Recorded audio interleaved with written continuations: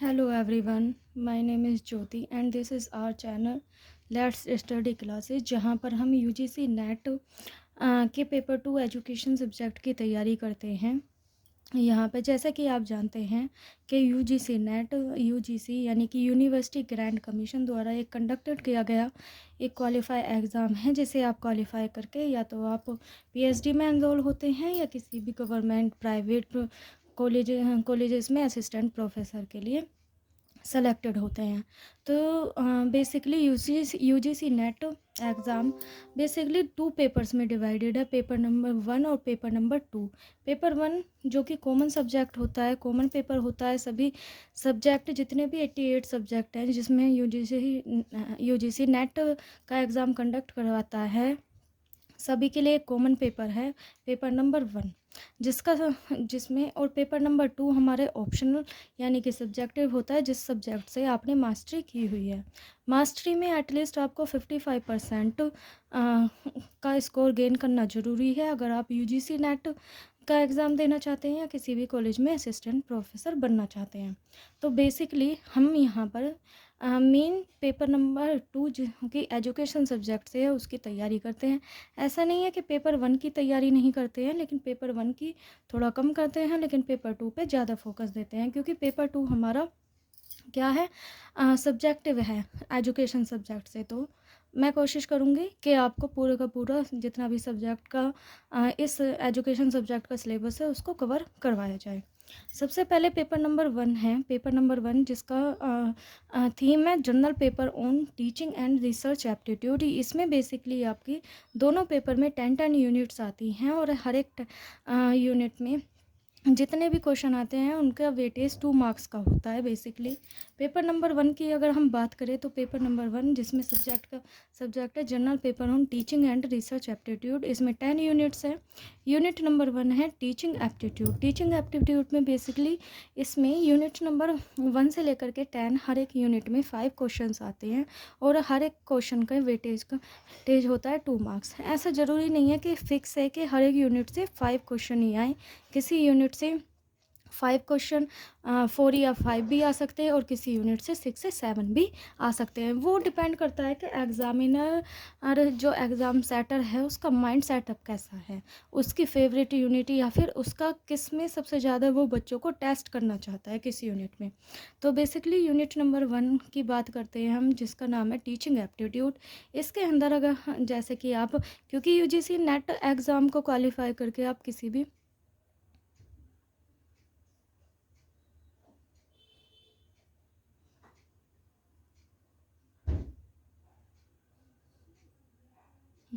UGC net exam को qualify करके आप किसी भी कॉलेज में एज ए असिस्टेंट प्रोफेसर के लिए अपॉइंटेड होंगे, तो उसके लिए क्योंकि आपको टीचिंग करनी है तो इसके लिए आपके अंदर टीचिंग एप्टीट्यूड, बेसिकली आप टीचर बनने वाले हैं और आपके अंदर टीचिंग एप्टीट्यूड कितना है इस बात का मेज़रमेंट इस यूनिट के थ्रू किया जाता है। नेक्स्ट यूनिट है हमारी रिसर्च एप्टीट्यूड। रिसर्च यानी कि आजकल के प्रेजेंट एरा में टीचिंग में काफ़ी सारी इनोवेशंस और टीचिंग आइडियाज़ इनोवेटिव होते रहते हैं, तो आपके अंदर उस नए नए आइडियाज़ को इनोवेटेड करने की कितनी कैपेबिलिटी है, किस तरीके से आप बच्चे के प्रॉब्लम को सोल्व कर सकते हैं, उससे एंगेज कर सकते हैं, इन सब से रिलेटेड आपकी यूनिट नंबर 2 है रिसर्च एप्टीट्यूड। यूनिट नंबर 3 है कॉम्प्रीहेंशन, यानी कि आप किसी भी प्रॉब्लम के बारे में कितना कॉम्प्रीहेंडली सोच सकते हैं, उससे रिलेटेड आपका यूनिट नंबर 3। यूनिट नंबर 4 है बेसिकली कम्युनिकेशन, यानी कि आप बच्चे को जब कंटेंट डिलीवर करेंगे तो किस मीडियम से करेंगे, आप कम्युनिकेट करके ही करेंगे, तो आपके अंदर कम्युनिकेशन स्किल कितनी है इसके द्वारा इस यूनिट के द्वारा ये मेज़र किया जाता है। यूनिट नंबर 5 है हमारा मैथमेटिकल रीजनिंग एंड एप्टीट्यूड। आपके अंदर मैथमेटिकल रीजनिंग एप्टीट्यूड कितना है इसका मेजरमेंट करते हैं। नेक्स्ट 6 लॉजिकल रीजनिंग, यानी कि आप कितना किसी चीज़ के बारे में लॉजिकली सोच सकते हैं। यूनिट नंबर 7 है DI, यानी कि डेटा इंटरप्रिटेशन डी आई आपका यानी कि आपके पास कोई डेटा है, किस तरीके से आप उसको इंटरप्रेट करेंगे। यूनिट नंबर 8 है आईसीटी, यानी कि बेसिकली आजकल जो सबसे ज़्यादा मोस्ट इम्पोर्टेंट जो इनोवेशन होता है टीचिंग में, वो किसके थ्रू होता है? आईसीटी के थ्रू। यानी कि किस तरीके से आप आईसीटी का यूज़ करके आप अपने टीचिंग लर्निंग प्रोसेस को ज़्यादा से ज़्यादा एनहांस कर सकते हैं। यूनिट नंबर 9 है पीपल डेवलपमेंट एंड एनवायरनमेंट, यानी कि आपके अंदर जो एनवायरनमेंट से रिलेटेड कितनी अवेयरनेस है और कितनी आप अपने स्टूडेंट्स को पहुंचा सकते हैं। बेसिकली यूनिट नंबर 10 है हायर एजुकेशन सिस्टम, क्योंकि हम असिस्टेंट प्रोफेसर किस में फील्ड में अपॉइंट होंगे, वो होंगे हम हायर एजुकेशन में जा कर के पढ़ाएंगे, वहीं पर असिस्टेंट प्रोफेसर बनेंगे। तो इससे रिलेटेड भाई हायर एजुकेशन डेवलपमेंट कैसे इंडिया में इसका इनोवेट स्टार्टिंग हुई, कैसी इनिशियली स्टेज पर रहा, किस तरीके से उसके अंदर डेवलपमेंट हुआ, और आज का जो कंकरेंट हमारा करंट में हायर एजुकेशन सिस्टम किस तरीके का है, इस पर बात की जाएगी। तो ये तो हुआ हमारा पेपर नंबर 1 का सिलेबस। अब बात करते हैं पेपर नंबर 2 के सिलेबस की।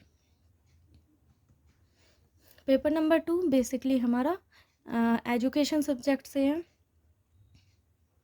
आप लोगों को मैं ये पेपर नंबर 2 एजुकेशन सब्जेक्ट से जो है पेपर नंबर 2 वो आपको बायलिंगुअली पढ़ाती हूँ।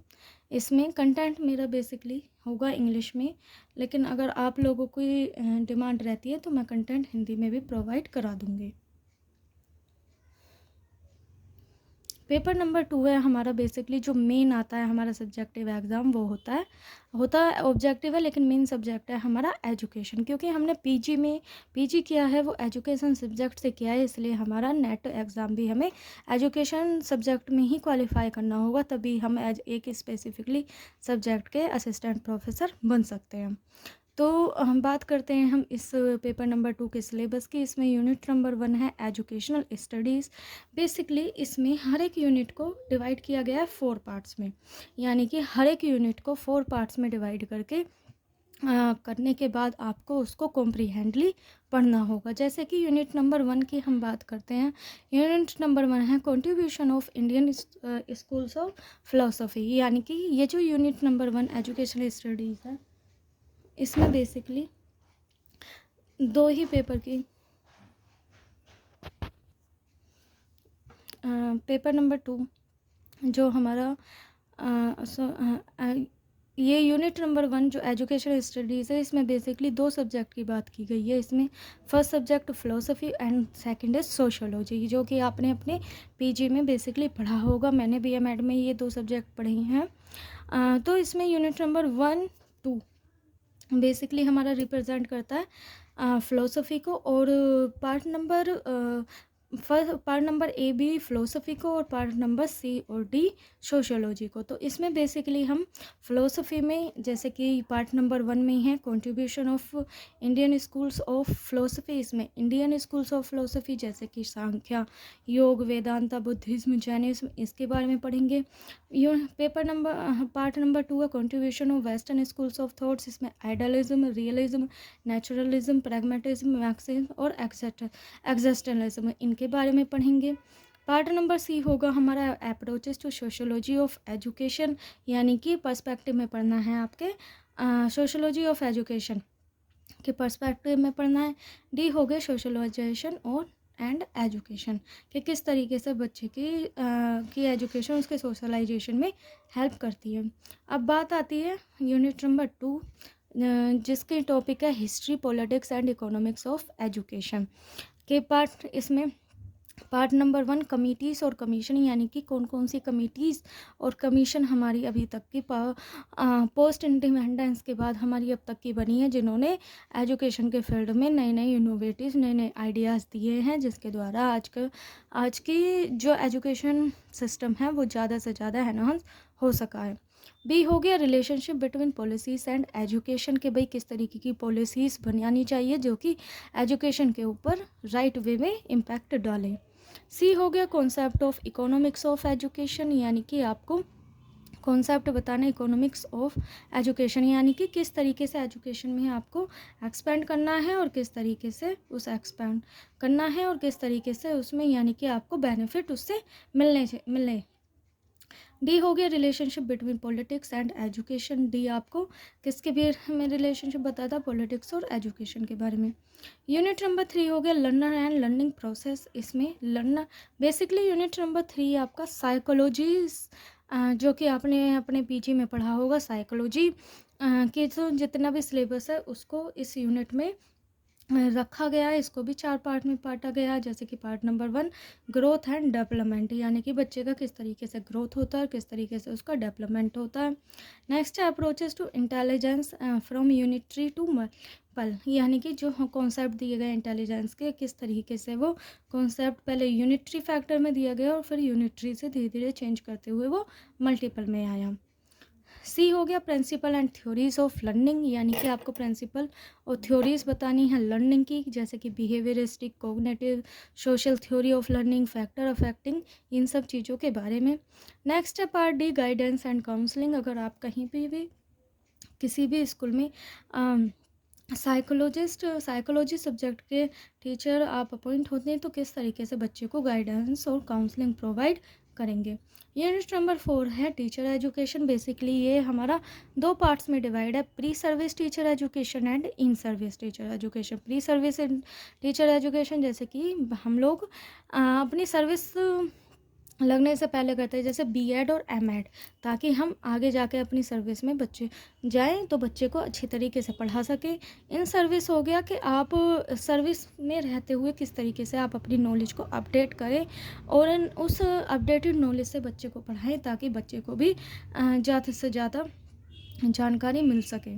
यूनिट नंबर 5 है क्यूरिकुलम स्टडीज़। इसमें आप किस तरीके से बच्चे के लिए क्यूरिकुलम बनाना चाहिए, क्या स्टेजेस होनी चाहिए, क्या प्रोसेस होना चाहिए, ताकि उसके लर्निंग ऑब्जेक्ट में को ज़्यादा से ज़्यादा एनहांस किया जा सके। इसको भी 4 पार्ट में बांटा गया है। Part number 1 concept and principle of curriculum, models of curriculum design, instruction system, instructional medium, meaning and types of curriculum changes, तो इसके बारे में पढ़ेंगे। यूनिट नंबर 6 है इंपॉर्टेंट है आपकी रिसर्च इन एजुकेशन, क्योंकि हमने ये यूनिट पेपर नंबर 1 में भी देखी थी यूनिट नंबर 2 के रूप में, रिसर्च एप्टीट्यूड। ऐसे ही इसको ज़्यादा से उसको कॉम्प्रिहेंस करके पेपर 2 में लाया गया। Unit number 6 research in education, तो इसमें meaning and scope of educational research, variables के बारे में पढ़ेंगे, टाइप ऑफ मेजरमेंट स्केल्स के बारे में, क्वालिटेटिव रिसर्च डिज़ाइन के बारे में, इन सब बारे में हम पढ़ेंगे। यूनिट नंबर 7 है पैडागोजी, एंड्रागोजी एंड असेसमेंट। कि पैडागोजी जो आपने बीएड में बच्चों के लिए पढ़ी, यानी कि छोटे बच्चों के लिए जो यूज़ की जाती है, जो हमारी art and science of teaching है। एंडागोजी जो कि हम लोगों के लिए यूज़ की जाती है, जो एडल्ट होते हैं, जो बड़े लोग होते हैं, उनको पढ़ाने के लिए। और असेसमेंट हो गया किस तरीके से उनके लर्निंग का असेसमेंट किया जाए कि भाई किस तरीके से बच्चों ने पढ़ा। तो इसमें भी हमारे 4 पार्ट हैं। ए पार्ट में पैडागोजी, पैडागोजिकल एनालिसिस, बी में असेसमेंट, सी में assessment in pedagogy of education, D में assessment in andragogy of education. Unit number 8 technology for है हमारी, टेक्नोलॉजी फॉर एजुकेशन। ये हमने पेपर 1 में भी देखा था आईसीटी, उसी को ही आगे जाके एनहांस करके इस यूनिट में भी हम पढ़ेंगे।